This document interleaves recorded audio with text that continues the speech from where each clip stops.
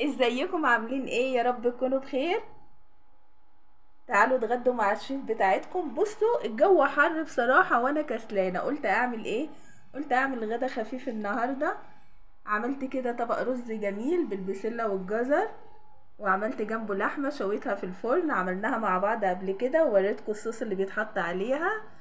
كاتشب صوص جميل قوي، عملناه مع بعض قبل كده. وعملنا رز بالبسلة والجزر برضو. بصوا الرز واحدة من واحدة ومفلفل وجميل ازاي. ممكن ناكله كده بقى. عايزه اوريكم كمان، بصوا اللحمه جميله ازاي ومستويه، وتحطي عليها كده بقى. الله على الجمال، تاكليها بألف هنا وشفا.